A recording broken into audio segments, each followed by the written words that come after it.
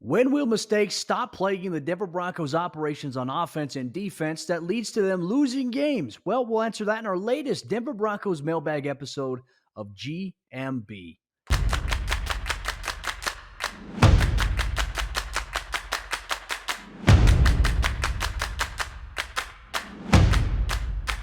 Good morning, Broncos Country. Welcome into a brand new episode of Good Morning Broncos, your daily morning Broncos bites with a cup of coffee. I'm Cody Roark, Broncos reporter from Mile High Sports. Today's episode of the show is a mailbag edition. You, the avid listeners or viewers, sent in your questions to me on Twitter, or you can always send them in if you want to be involved in next week's installment in week 3 by emailing me, Cody at milehighsports.com. Appreciate you for rocking with us. Today's episode of the show is brought to you by our friends over there at Superbook Sports here. Let's waste no time. Let's get into the action here as the Broncos prepare for the Washington Commanders here. Week 2, Empire Field at Mile High, another late afternoon kickoff.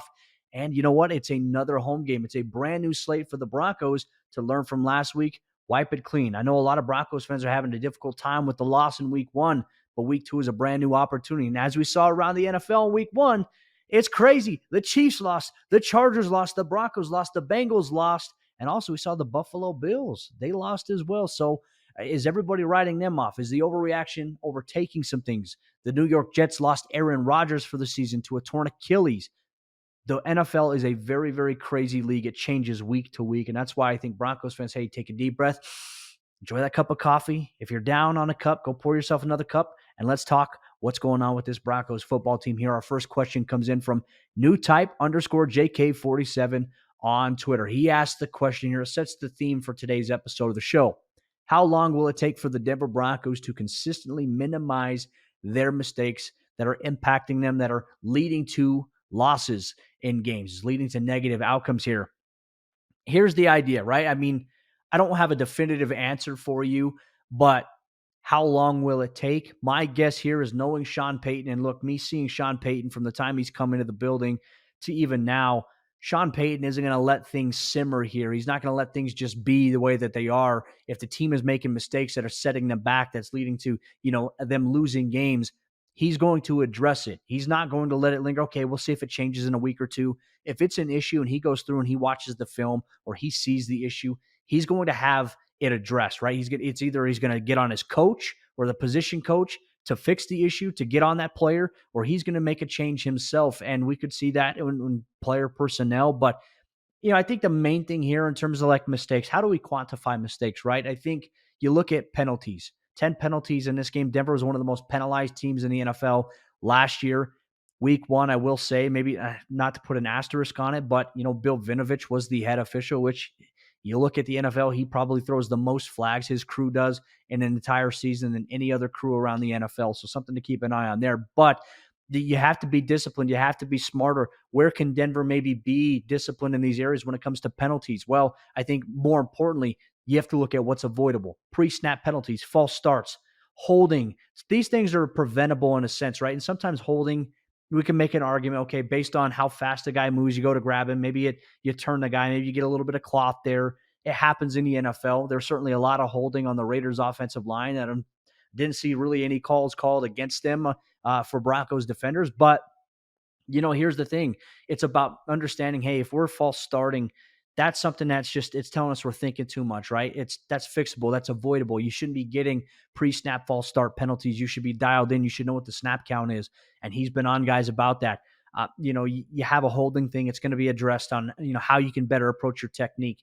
I want to go to the defensive side of the ball too, like offsides, jumping off, encroachment, things like this. It's very simple. You're taught at a young age. Watch the ball. And look, you're trying to time it. The environment, the stadium's loud, the emotions, the adrenaline is very high here, but those are controllable, right? And late hits, I think a Sang Bassey's late hit on Jimmy Garoppolo, completely avoidable. You didn't have to have it. It was a late hit. It was clear as day.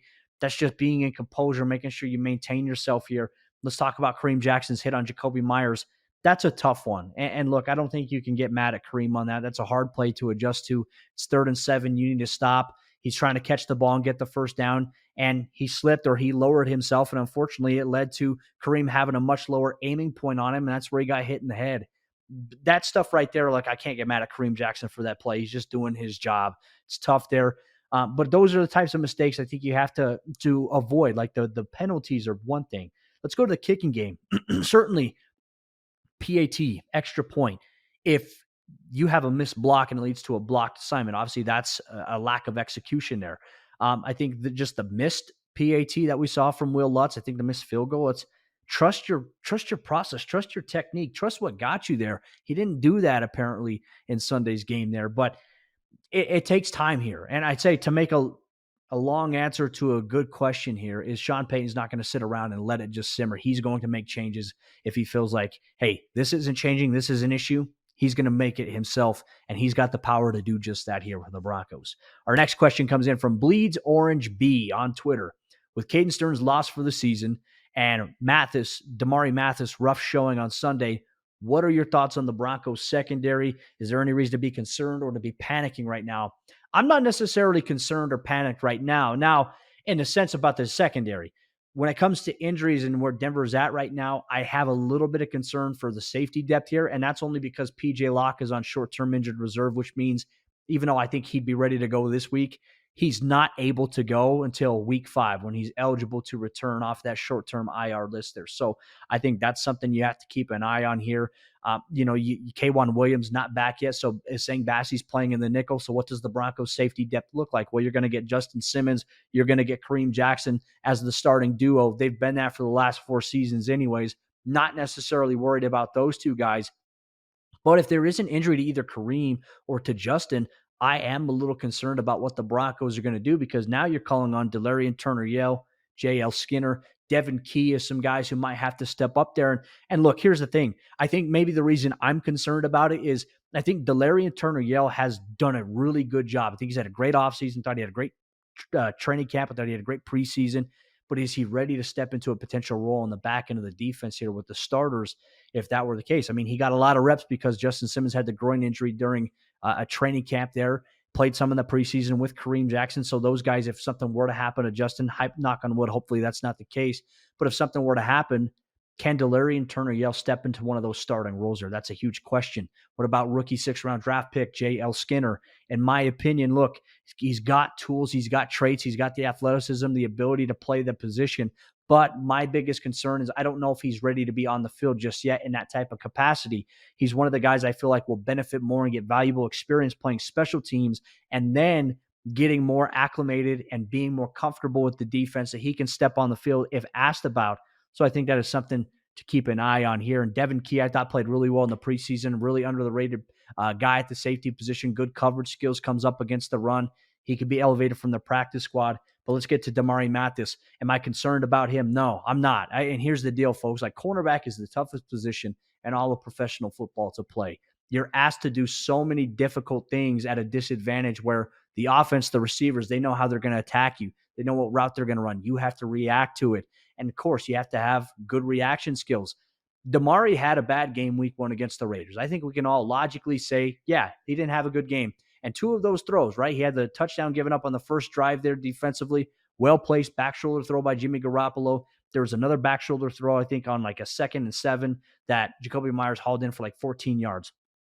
You can live with those tough contested catches. You can't have the penalties like the PI that he had in the red zone. You can't have the area where your cushion gets broken and there's separation created on a short break-in route there by the wide receiver. We saw that a couple of times. Here's the thing with Mathis, folks. We saw Damari step in last year, week 2, against the Houston Texans after Patrick Surtain had a little bit of a shoulder injury. They tested him with Brandon Cooks, and he responded in a big way. You know, Brandon Cook's a very reliable player here in the National Football League. And then Ronald Darby went down in week 5. What happened? Week 6, okay, he got the start against, the Los Angeles Chargers. Had the 4 pass interference calls on him, right? Some of those subjective, some ticky-tack. What do we see him do the next week and the rest of the season? We saw him bounce back. We saw him come up and play gritty and tough, have good coverage, have some knockways, have some near interceptions. Damari Mathis is a young player, and in order for these guys to continue to develop and get to where they need to be, you're going to have the highs and lows of struggling in some games, but you cannot let the struggles build up and be consistent, right? If you have a bad game, you got to bounce back. If you have a bad series, you got to bounce back the next exact series in order to keep going here. And look, if Damari Mathis continues to struggle, then, like I mentioned earlier with Sean Payton, he's not going to wait around. He's going to go find a way to make a change or to bring somebody in that he feels like can play. and give the Broncos an advantage there. But I have all the trust in Damari Mathis. This is a guy who works so hard behind the scenes. Denver's very high on him. I'm very high on him. He comes up against the run and tackles really well for a cornerback.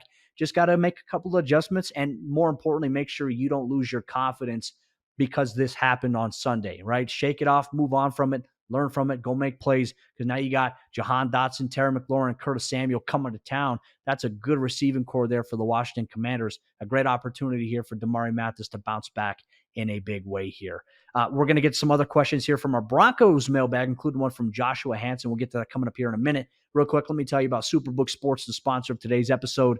Good Morning Broncos. Why bet with the big boys this football season? Instead, try your hand with the local book, Superbook Sports, this fall. Superbook Sports is the book next door, just a dedicated team of the best odds makers in Las Vegas, making sure that you get the best prices and parlays anywhere. And now, Superbook will give you a bonus of up to $250 when you sign up and wager on the same day and use the promo code MILEHIGH. That's space Mile High. So bet with the best and use promo code MILEHIGH this football season with Superbook Sports. Visit superbook.com for terms and conditions. Gambling problem? Call 1-800-GAMBLER. All right, Broncos Country, let's continue on here. This mailbag edition of GMB. Pour yourself another cup of coffee. Add some whipped cream to it, whatever you like, however you like your coffee. And also, hey, if you're watching this, if you drink coffee while you watch the show, how do you like your coffee? I'm always curious for that. For me, give a little secret. Okay, I have some chocolate macadamia nut syrup. Put a couple of tablespoons of that in there. I pour the coffee in, and then I stir it in with some half and half. Love half and half. It's a good approach there. Some of you may not like that. Tell me how you have your coffee in the mornings here. All right, let's continue going on right here. What was more concerning to you? The Broncos defense not getting a stop in the final 5 minutes, Lutz leaving 4 points on the field, or the offense scoring 3 points in the second half? This comes in from Joshua Hansen. Joshua, this is a great question. Look, I think there's elements to be concerned about each of the things that you mentioned here. Let's talk about the defense not getting a stop in the final 5 minutes. Now, this was the theme of the game, the entire game. It's not like it was an anomaly. There we go. Jeez Louise, tongue twister there. It's not like it was an anomaly that the Broncos were on the field for 5 minutes here. Look, the Las Vegas Raiders and the Broncos in this game, I mean, each team had 6 possessions each in this game. So that means that, hey, they each had a really good portions of quarters maintaining possession of the football. And I think for Denver here in those final 5 minutes, look, you got to take some chances, right? And I think Denver did that. You have that hit by Kareem Jackson. It leads to a penalty, right? That was 3rd and 7. If that penalty is not called, he stopped short of the first down marker. The Raiders are going to pump back, and it's a different story here for Russell Wilson, the Broncos offense, in those final minute and a half of that game here. But unfortunately, that's not how things went. The penalty extended it. Denver obviously ran out of timeouts there, and they ran out of opportunities. So I'm not necessarily worried about the defense. I think the main game plan for them, come out, stop Josh Jacobs, limit Devontae Adams. For the most part, they did that in that game. But unfortunately, a penalty and a little bit of a breakdown late in the game. Jimmy Garoppolo able to scramble and slide for a first down to end the game, essentially, for the Raiders in that game. That's a little bit of a turning point there. But I think in context, you look at the time of possession for both teams and how often they had the ball. I mean, there was not a lot of opportunities here and there where guys were just going 3 and out. It was, hey, we're going to hold the ball here 4 or 5 minutes. I think Denver's longest drive, they controlled the time of possession. They controlled the clock for 8 minutes of gameplay. So that kind of tells you the flow of the game and how it went. So for me, I'm not necessarily worried about that. Denver hopefully will be able to convert scoring drives, get some stops, force some 3 and outs defensively this upcoming week, and then they'll get back to a little bit more balance. Definitely a little concerned about Will Lutz leaving 4 points on the field. I mean, when you lose a game by 1 point and, hey, you missed an extra point that would have at least guaranteed you go to overtime against the Raiders, or you missed a field goal that, hey, guarantees maybe you get the win 20-17 against the Raiders, or it changes the way that maybe you play the Raiders late in that game defensively, or maybe how Denver tries to play against the Raiders as well. So I think those are things you have to keep an eye on here. When you look at it in context of it. And then the offense scoring 3 points. I'll go back to the point that I made. They had 3 possessions, I think, in the first half, 3 in the second half. One of those drives obviously resulted in a missed field goal, which you want that back. I mean, 55 yards, it could have changed the course of the game there. But on that same exact drive there where they missed a 55-yarder, just a few plays before that, Philip Dorsett caught that pass on the sideline, stepped out of bounds. Maybe Denver goes on to score a touchdown, right? Maybe they end up settling for a field goal, but knocking more time off the clock. And maybe the Raiders don't necessarily get 5 minutes left on the clock. Maybe it forces how the Broncos defense plays and adjust to them in that situation there. And then obviously there was that one drive Denver did kick a field goal late in the game. You wanted to get a touchdown there. There was a couple missed opportunities. That's where you go back on the film and you adjust. But overall, I'm not necessarily worried about where the Broncos are at with this, but I think it's a great question that you posed, Joshua. Thank you for sending it in here on Mile High Sports. Our last one to round out today's episode of the show comes in from Joel Johnston. Joel says, Russell Wilson's legs look so much better on Sunday than last year.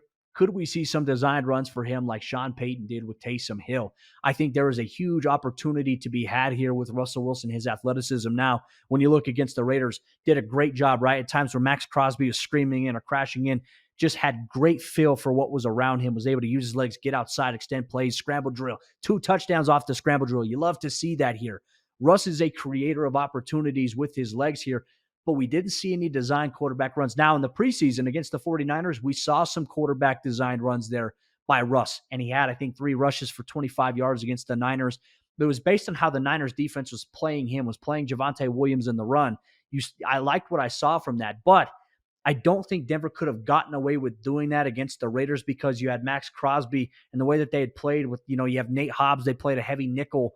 They had guys that were maybe there and accounting for it. And obviously Tyree Wilson, the rookie. Yeah, they didn't have Chandler Jones, but has Chandler Jones been much of an impact maker here in the last year and a half? No, he hasn't. And Raiders fans will tell you he wasn't much of an impact player for them last year. So I don't think that it was there because of how wide that they played the defensive ends. Now, a lot of times you'll see the defensive tackles lined up in double 3 techniques, right, where they're lined up on the outside shoulder of the offensive guard on each side.